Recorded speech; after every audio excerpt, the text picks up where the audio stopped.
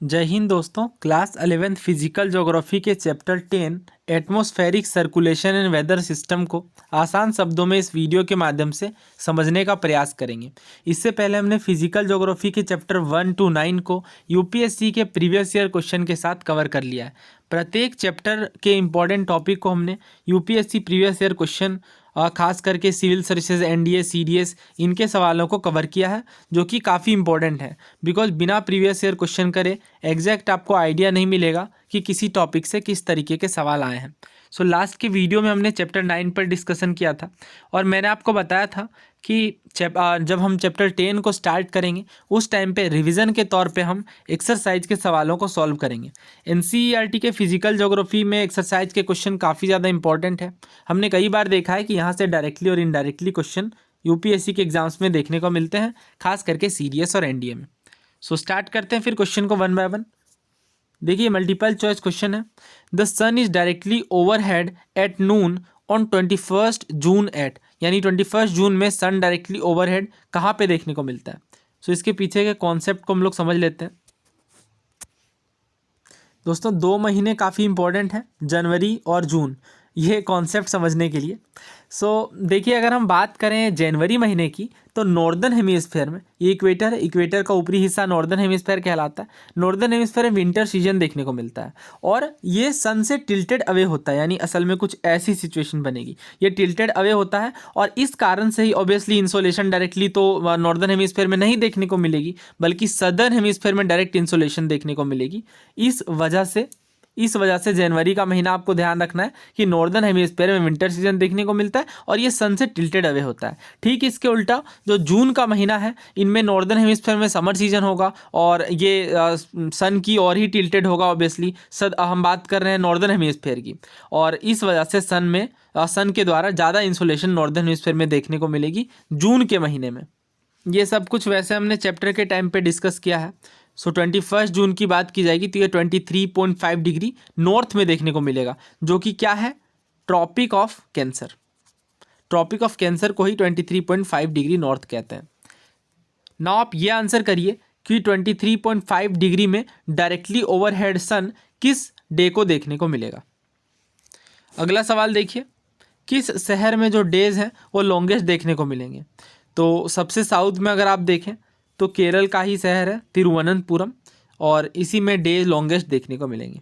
ये सवाल तो डायरेक्टली कई एग्जाम्स में पूछा गया है, बहुत ज़्यादा इंपॉर्टेंट है। और ये आपको हीट बजट के कॉन्सेप्ट में मैंने बहुत डिटेल से बताया है कि हीट बजट के कॉन्सेप्ट में किस तरीके से जो लॉन्ग वेव टेरेस्ट्रियल रेडिएशन होती हैं, इन्हीं के कारण मेनली एटमॉस्फेयर हीट होता है। यहाँ पे मेनली वर्ड बहुत ज़्यादा इंपॉर्टेंट है। ये इस कॉन्सेप्ट को पूरा समझ लीजिए लास्ट के लेक्चर के द्वारा, बिकॉज ये काफ़ी ज़्यादा इंपॉर्टेंट है। अगला देखिए, मैच द करेक्ट पेयर है। इंसोलेशन का मतलब क्या होता है, इनकमिंग सोलर रेडिएशन। इन 3 वर्ड से मिलकर बना है इंसोलेशन। फर्स्ट तो यहाँ पे सी के साथ मैच होगा। एल्बिडो की बात करें तो एल्बिडो क्या होता है, किसी ऑब्जेक्ट के द्वारा जितना लाइट रिफ्लेक्ट किया जाता है उसी का परसेंटेज होता है। आइसोथर्म की बात करें तो आइसोथर्म हमने देखा था, आइसो का मतलब सेम और थर्म का मतलब टेम्परेचर होता है। तो वैसे लाइन्स जो इक्वल टेम्परेचर के एरियाज को ज्वाइन करते हैं वो आइसोथर्म कहलाते हैं। बात करें अगर एनुअल रेंज की तो ये क्या होता है, ये मीन टेम्परेचर वार्मेस्ट और कोल्डेस्ट मंथ के बीच का डिफरेंस होता है। दोस्तों, ये सवाल आपको बहुत अच्छे से तभी समझ में आएंगे जब आपने पूरा चैप्टर अच्छे से कवर किया है। अगला सवाल देखिए, मेन रीजन पूछा जा रहा है कि अर्थ में हाईएस्ट टेम्परेचर देखने को मिलता है सब ट्रॉपिक्स में, नॉर्दर्न हेमिस्फीयर में। अब सब ट्रॉपिक्स क्या है, ये सब आपको क्लैरिटी होनी चाहिए और ये सब कुछ हमने कवर किया है। तो इक्वेटर की बजाय सब ट्रॉपिक्स में ज़्यादा टेम्परेचर क्यों देखने को मिलता है, इसका पीछे का रीज़न ये है कि सब ट्रॉपिकल एरियाज़ में लॉन्गर डे के आवर देखने को मिलते हैं समर में इक्वेटोरियल एरिया के मुकाबले। एक्चुअली होता क्या है कि समर के महीने में जो डे के आवर्स हैं ये काफ़ी लंबे देखने को मिलते हैं। तो यही रीज़न है कि इनमें हाईएस्ट टेम्परेचर होता है। अब ये क्यों होता है, ये सब कुछ हमने थ्योरी में कवर किया है। वैसे अगर इसका मैं मेन रीज़न आपको बताऊं तो सब ट्रॉपिकल एरियाज़ में लेस क्लाउड कवर देखने को मिलता है। लेक्चर को अच्छे से आप ध्यान से समझिए, काफ़ी आसानी से ये सवाल सॉल्व हो जाएंगे। दोस्तों, ना बात करते हैं चैप्टर 10 की, atmospheric circulation and weather system. इस चैप्टर में हम क्या समझेंगे, एटमॉस्फेरिक सर्कुलेशन के बारे में समझेंगे और वेदर सिस्टम किस तरीके से काम करता है ये भी देखेंगे। सो चैप्टर 9 की जानकारी बहुत ज़रूरी है यहाँ पे। देखिए चैप्टर 9 में हमने समझा था कि किस तरीके से अर्थ की जो सतह है इनमें अनइवन डिस्ट्रीब्यूशन है टेम्परेचर का, यानी ऐसा नहीं है कि पृथ्वी के सभी जगह में एक समान सनलाइट पहुँच रही है। इक्वेटोरियल एरियाज में ऑब्वियसली ज़्यादा है, पोल्स में काफ़ी कम है। और इनके रीजन क्या है, टिल्ट, अर्थ का टिल्ट किस तरीके से इन चीज़ों में प्रभाव डालता है, इन सब मुद्दों पर हमने चैप्टर 9 में डिस्कशन किया था। अभी कुछ जनरल बातें समझेंगे, फिर हम लोग बहुत इंपॉर्टेंट बात है हेडली सेल और बाकी सारी चीज़ें कवर करेंगे। दोस्तों कुछ बुनियादी बातें आपको पता होना चाहिए। सबसे पहली बात तो ये कि अगर एयर गर्म होती है तो वो एक्सपैंड करती है मतलब फैलती है, और जब एयर कॉम्प्रेस्ड होती है और जब एयर कूल्ड होती है तो कॉम्प्रेस होती है यानी संघनित होती है। तो ये तो बहुत ही सामान्य सी बात थी, लेकिन इसका इम्पैक्ट काफ़ी इम्पोर्टेंट है। अगर हम बात करें वार्म एयर की, तो वार्म एयर ऊपर की ओर मूव करती है गर्म होने के बाद, और यहाँ पे खाली जगह बन जाता है, क्योंकि वार्म एयर है तो ऊपर की ओर मूव कर गई। तो इस खाली जगह को भरने के लिए, बहुत इंपॉर्टेंट बात है, इसे ध्यान से समझिए, इस खाली जगह को भरने के लिए एयर चलती है हाई प्रेशर से लो प्रेशर की ओर। अब ये लो प्रेशर का कौन सा रीजन है, जहाँ से वार्म एयर ऊपर की ओर गई है वो लो प्रेशर का एरिया है। तो इसी लो प्रेशर वाले एरिया को भरने के लिए हाई प्रेशर का मतलब ठंडी जगहों से लो प्रेशर की ओर यानी गर्म जगहों की ओर हवा चलती है। ये जनरल कॉन्सेप्ट है, आपके ध्यान में होना चाहिए। दोस्तों इस चैप्टर में हम बात करेंगे कि किस तरीके से प्रेशर डिफरेंसेस देखने को मिलते हैं, कौन कौन से फोर्सेज हैं जो एटमॉस्फेरिक सर्कुलेशन को प्रभावित करते हैं, टर्बुलेंट पैटर्न क्यों देखने को मिलता है विंड का, एयर मासेस किस तरीके से फॉर्म होती हैं, और कई बार डिस्टर्ब वेदर फेनोमिनाज देखने को मिलते हैं। उन चीज़ों को भी समझेंगे, खास करके ट्रॉपिकल स्टॉर्म्स को। दोस्तों सबसे पहले बात करते हैं कि एटमॉस्फेरिक प्रेशर क्या होता है। तो नाम से ही आप समझ सकते हैं एटमॉस्फेरिक प्रेशर को। यहाँ पे अगर डेफिनेशन की बात करें, the weight of a column of air contained in a unit area from the mean sea level to the top of the atmosphere is called atmospheric pressure. कुल मिलाकर के बात बस इतनी सी है कि जो एयर कॉलम का जो वेट है एक पर्टिकुलर यूनिट एरिया में, और ये मीन सी लेवल से मेजर किया जा रहा है, और यही कहलाता है atmospheric pressure. Weight of the column of air किसी पर्टिकुलर एरिया में एटमॉस्फेरिक प्रेशर कहलाता है। बेसिकली एटमॉस्फेयर के द्वारा लगाया जाने वाला प्रेशर, और इसे मेज़र किससे करते हैं, तो मिली बार के यूनिट में मेज़र किया जाता है। ध्यान रखिएगा, इसी वजह से कई बार आपको प्रेशर के बाद, एटमॉस्फेरिक प्रेशर के बाद MB लिखा हुआ दिखाई देगा। सो अगर बात करें सी लेवल की, तो एवरेज एटमॉस्फेरिक प्रेशर कितना होता है, कई बार ये एग्जाम से पूछ लिया जाता है, फैक्चुअल है, 1013.2 मिलीबार। दोस्तों जिस इंस्ट्रूमेंट से, जिस यंत्र से हम मापते हैं एटमॉस्फेरिक प्रेशर को, उस यंत्र को बैरोमीटर कहते हैं।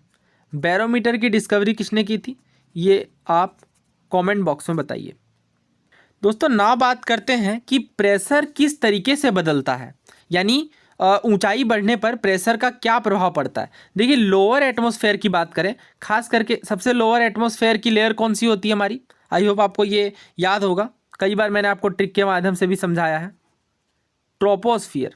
तो ट्रोपोस्फियर में बेसिकली क्या होता है कि प्रेशर काफ़ी तेज़ी से बढ़ता है। काफ़ी तेज़ी से बढ़ने का क्या मतलब है कि अगर आप 10 मीटर ऊंचाई में ऊपर जाओगे तो यहाँ पे लगभग 1 मिलीबार का डिक्रीज देखने को मिलेगा प्रेशर में। सो बेसिकली ऊंचाई बढ़ने के साथ प्रेशर काफ़ी तेज़ी से घट रहा है। एटमॉस्फेरिक प्रेशर की हम बात कर रहे हैं, लेकिन ये हमेशा सेम रेट से नहीं डिक्रीज़ होगा, कई बार ये वेरिएशन अलग अलग तरीके से देखने को मिलते हैं। जैसे यहाँ पे देखिए इस टेबल में दिखाया गया है सी लेवल के मुकाबले, तो सी लेवल में अभी हमने बात की 1013.25 देखने को मिलेगा, इतना MB प्रेशर। 1 किलोमीटर की अगर हम बात करें तो 898, और 5 किलोमीटर तक हम अगर देखें तो ये आपको देखने को मिलेगा 540, और इस तरीके से ये वेरिएशन देखने को मिल रहे हैं। ये चीज़ें याद नहीं करनी, बस समझ करके चलना है कि अगर ऊंचाई बढ़ेगी, एलिवेशन बढ़ेगा, तो प्रेशर डिक्रीज होगा, एटमॉस्फेरिक प्रेशर। दोस्तों ना बात करते हैं कि प्रेशर का हॉरिजॉन्टल डिस्ट्रीब्यूशन किस तरीके से देखने को मिलता है। वर्टिकल तो हमने कवर कर लिया, ना हॉरिजॉन्टल डिस्ट्रीब्यूशन की बात करेंगे। तो देखिए अगर हम बात करें प्रेशर में डिफरेंसेस की, तो ये काफ़ी महत्वपूर्ण होते हैं। अगर ज़रा भी प्रेशर में चेंज आ रहा है तो विंड डायरेक्शन को भी ये काफ़ी इम्पैक्ट करता है। तो हम इस चीज़ को किस तरीके से स्टडी करते हैं हॉरिजॉन्टल डिस्ट्रीब्यूशन को, आइसोबार की मदद से। आइसोबार वो रेखाएं होती हैं जिनसे इक्वल प्रेशर वाले प्लेसेस को कनेक्ट किया जाता है। सो ये आप देख सकते हैं, कोई भी जगह जो इक्वल प्रेशर है जिनमें, और वो लाइन के माध्यम से अगर दिखाया जाता है, रेखा के माध्यम से, तो वो कहलाता है, बहुत ज़्यादा इंपॉर्टेंट है, इस वर्ड को ध्यान रखिएगा, कई बार एग्जाम में डायरेक्टली पूछ लिया जाता है, आइसोबार्स कहलाता है। दोस्तों नाउ बात करते हैं कि सी लेवल प्रेशर में वर्ल्ड में डिस्ट्रीब्यूशन किस तरीके से देखने को मिलता है। तो जनवरी और जुलाई महीने की अभी हमने बात की थी। देखिए इक्वेटर में जो सी लेवल प्रेशर है ये कम होता है, और इस एरिया को, यानी इक्वेटोरियल वाले एरिया को इक्वेटोरियल लो कहते हैं, यानी लो प्रेशर का जोन होता है। इसके पीछे क्या रीज़न है, ऑब्वियसली इसी पर यह चैप्टर बेस्ड है। और अगर हम लोग अभी शॉर्ट में बात करें तो इसका रीज़न काफ़ी आसान है, बिकॉज इंसोलेशन हीटिंग काफ़ी ज़्यादा होती है इक्वेटर पे, इस कारण से वार्म एयर ऊपर की ओर जाती है और लो प्रेशर का जोन बनता है। कुछ टर्म है जो आपके बहुत अच्छे से क्लियर होने चाहिए। पहला है सब ट्रॉपिकल हाई।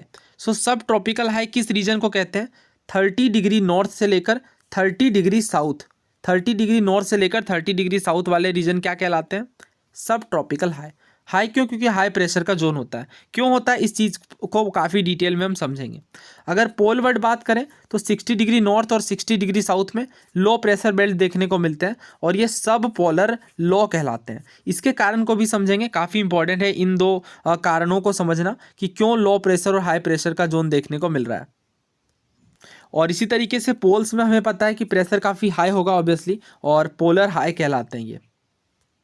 और ये कोई फिक्स्ड पैटर्न नहीं देखने को मिलता, बल्कि ये ऑसिलेट भी करते हैं। और नॉर्दर्न हेमिस्फेयर में अगर विंटर में हम बात करें तो ये साउथ वर्ड की ओर मूव कर जाते हैं, और समर में नॉर्थ वर्ड। तो वही रीज़न है जो अभी 2 महीने का मैंने आपको बताया।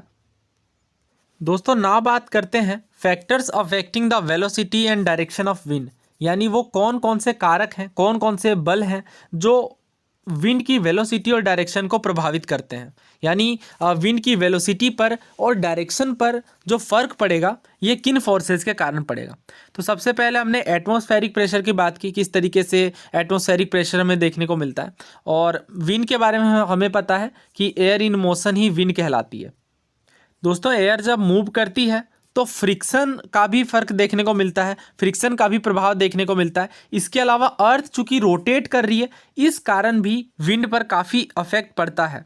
और देखिए यहाँ पे कोरियोलिस फोर्स का जिक्र करना ज़रूरी है। अगर हम बात करें कोरियोलिस फोर्स की, तो ये एक तरीके का फोर्स है जो कि अर्थ के रोटेशन के कारण एक्सर्ट किया जाता है विंड पर। और ये किस तरीके से काम करता है इसे हम काफ़ी डिटेल में समझेंगे।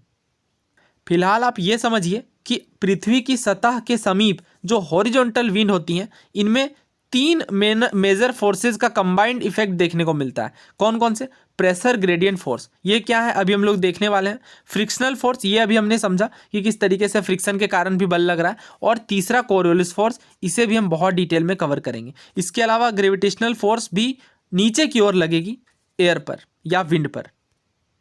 दोस्तों नाउ बात करते हैं प्रेशर ग्रेडियंट फोर्स क्या है। देखिए change in pressure with horizontal distance is called pressure gradient force. कहने का मतलब ये है एटमॉस्फेरिक प्रेशर में डिफरेंसेस होते हैं, इनके कारण फोर्स प्रोड्यूस होता है। और ये जो प्रेशर में बदलाव देखने को मिल रहा है डिस्टेंस बढ़ने या घटने के कारण, यही प्रेशर ग्रेडियंट कहलाता है। इसे आप इस तरीके से भी समझ सकते हैं, वो फोर्स जो एयर के मूवमेंट में रेस्पॉन्सिबल है वो प्रेशर ग्रेडियंट फोर्स कहलाती है। और यही ऑब्वियसली ड्राइविंग फोर्स है विंड के लिए, विंड के मूवमेंट के लिए। सो इस लाइन को ध्यान रखिएगा, the rate of change of pressure with respect to distance is called pressure gradient. Frictional force को अभी हमने समझा किस तरीके से ये विंड के स्पीड को प्रभावित करता है। और इसके इंपॉर्टेंट पॉइंट की बात करें तो ये ग्रेटेस्ट होगा सरफेस में, और इनका इन्फ्लुएंस अगर आप बात करें तो 1 to 3 किलोमीटर तक ज़्यादा देखने को मिलता है। और सी सरफेस में ये फ्रिक्शनल फोर्स काफ़ी कम देखने को मिलते हैं, इनका प्रभाव काफ़ी कम होता है। दोस्तों ना बात करते हैं कोरियोलिस फोर्स की, ये काफ़ी इंपॉर्टेंट है, ध्यान से इसे समझिए। देखिए अर्थ के रोटेशन के कारण हमें पता है कि अर्थ में 2 तरीके की गतियां देखने को मिलती हैं, रेवोल्यूशन और रोटेशन। हम बात कर रहे हैं रोटेशन की। तो अर्थ जब रोटेट करती है तो इस रोटेशन के कारण कोरियोलिस फोर्स जनरेट होता है, और ये फ्रेंच फिजिसिस्ट के नाम पर रखा गया है। एक्चुअली आपको ध्यान बस ये रखना है कि होता क्या है, नॉर्दर्न हेमिस्फेयर में जो विंड है वो राइट डायरेक्शन की ओर डिफ्लेक्ट कर जाती है, और सदर्न हेमिस्फेयर में जो विंड है ये लेफ्ट दिशा में डिफ्लेक्ट कर जाती हैं। दोस्तों अभी मैं आपको एक सिंपल इलुस्ट्रेशन दिखाने वाला हूँ, काफ़ी इंपॉर्टेंट है, बिल्कुल ध्यान से देखिए और समझिए।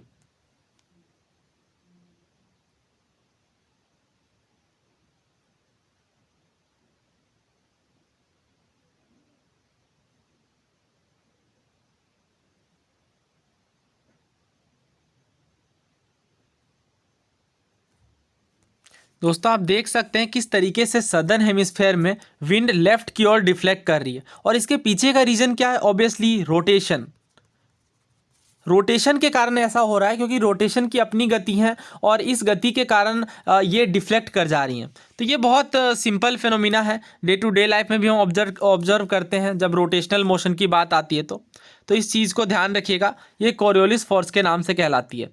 और ये डायरेक्शन जरूर ध्यान रखिएगा कि नॉर्दर्न हेमिस्फेयर में राइट की ओर और सदर्न हेमिस्फेयर में लेफ्ट की ओर डिफ्लेक्ट करती है। कई बार ये उल्टा बता करके स्टेटमेंट फ्रेम कर लिया जाता है। और ये जो दो पॉइंट हैं ये तो बहुत ज़्यादा इंपॉर्टेंट है, कई बार यहाँ से सवाल बने हैं कि कोरियोलिस फोर्स डायरेक्टली प्रोपोर्शनल होती है एंगल ऑफ लेटीट्यूड के। जितना ज़्यादा एंगल ऑफ लेटीट्यूड देखने को मिलेगा उतना ही ज़्यादा कोरियोलिस फोर्स होगा। क्यों? इसके पीछे का क्या रीज़न है?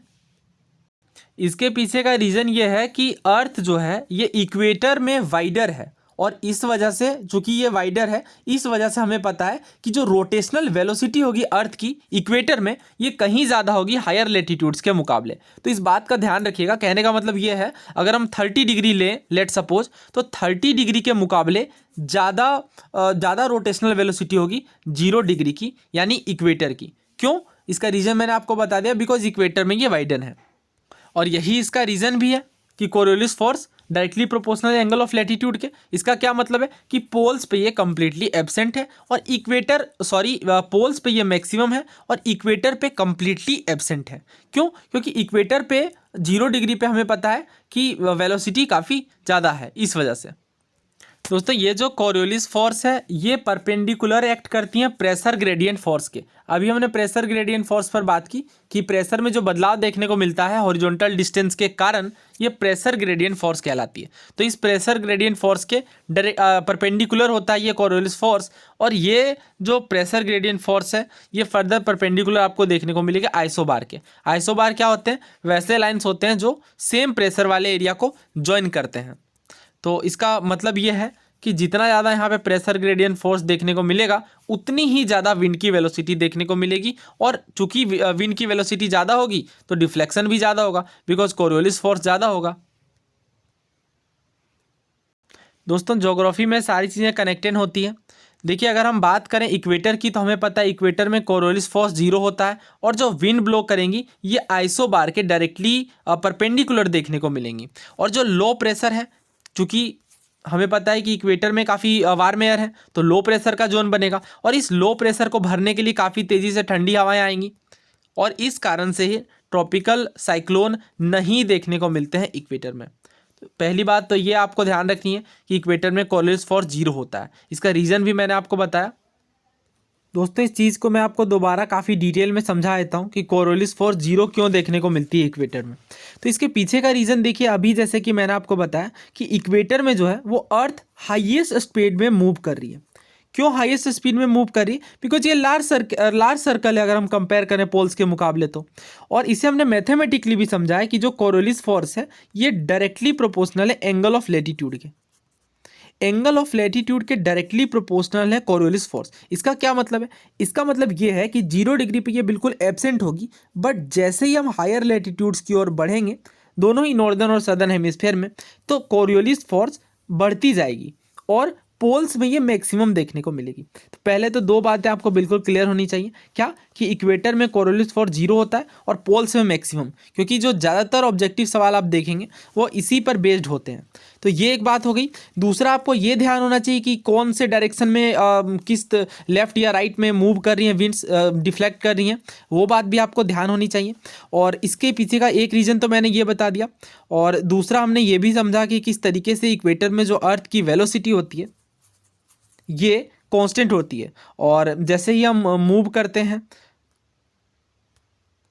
पोल्स की ओर, तो ये जो कोरियोलिस फोर्स है ये बढ़ता जाता है, और पोल्स में मैक्सिमम देखने को मिलता है। दोस्तों इन टॉपिक से काफ़ी सारे सवाल आए हैं और मैंने कवर भी किया है इन टॉपिक्स को। जैसे अगर जो हमारा यहाँ पे अगला टॉपिक होगा जिसमें हम बात करेंगे एल नीनो की, ला नीना की, इन पे सेपरेट वीडियोस हैं और उन वीडियोस की लिंक मैं डिस्क्रिप्शन बॉक्स में डाल दे रहा हूँ, वहाँ से आप ज़रूर कवर करिए। बिकॉज उस वीडियो में मैंने करीब 8-10 सवाल जो एल नीनो और ला नीना वाले टॉपिक से यूपीएससी के द्वारा रिसेंट सालों में पूछे गए हैं उन्हें कवर किया है। आई थिंक सीरीएस 2022 में भी एक सवाल था, या आई थिंक 1 में, आप चेक कर लीजिएगा। प्रीवियस ईयर क्वेश्चन सभी प्रीवियस ईयर क्वेश्चन को मैंने डिटेल्ड में डिस्कस कर दिया है ऑलरेडी। दोस्तों इसी चैप्टर में हम आगे डिटेल वे में डिस्कस करेंगे ट्रॉपिकल साइक्लोन्स का। तो इनमें जो 2 तरीके की ट्रॉपिकल साइक्लोन है इन पर भी मैंने सेपरेट वीडियोस बना दी हैं और उन वीडियोस में मैंने ऑब्वियसली डिस्कस किया है इनके प्रीवियस ईयर क्वेश्चन को। तो इन 2 वीडियोस की लिंक मैं डिस्क्रिप्शन बॉक्स में डाल दे रहा हूँ, उन्हें आप ज़रूर देखिए। इस वीडियो के बाद काफ़ी क्लैरिटी आपको इन टॉपिक्स में मिलेगी। दोस्तों उम्मीद है आपको ये सीरीज़ काफ़ी हेल्प कर रही होंगी। आप इन वीडियोस के बारे में क्या सोचते हैं, आप अपने राय अथवा विचार लिख सकते हैं कमेंट बॉक्स में। धन्यवाद। और अपने दोस्तों के साथ ज़रूर चैनल को शेयर करें और अगर चैनल पर नए हैं तो सब्सक्राइब कर लें।